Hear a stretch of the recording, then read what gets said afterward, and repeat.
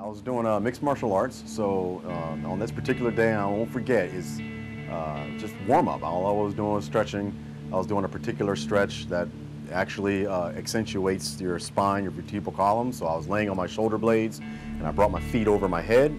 I was on my back, so my feet were over my head, and I was just exhaling, trying to relax my spine and let my feet kind of touch the mat above or over my head, and just kind of get a nice good stretch so you can open up your spine, gain a little flexibility. And I remember I heard the pop in my neck, and I maybe felt a little of the pop, but it wasn't something that would make you jump and say, oh, what was that? But I just remember I heard it, and I didn't think anything about it until about a week later. I started feeling a little tingling in my left three fingers, my thumb, index, and middle finger, my left hand. The pain didn't set in for another couple weeks after that. That's when I went to see Dr. Castelvi.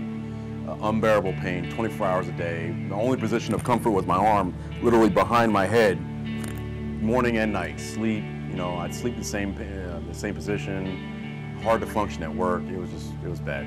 I had worked with Dr. Castelvi and his nurse practitioner Chuck in the operating room for quite some time. I had known him for some period of time, so I was very comfortable in his technique. I'd seen him operate. That was an easy pick for me. Both him and Chuck, from the office, they were all great. So it was without question.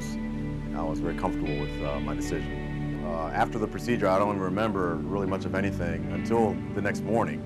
They were holding a class for people in our department, for some of the technicians and nurses, a skills lab to help them suture, to learn how to suture. So that lab was actually in our hospital.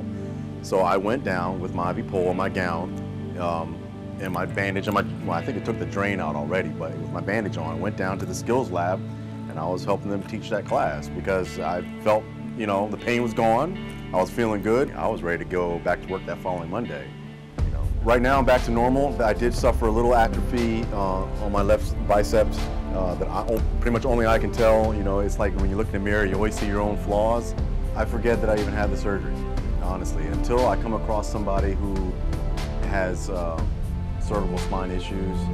Then I let them know, hey, I had cervical spine surgery as well.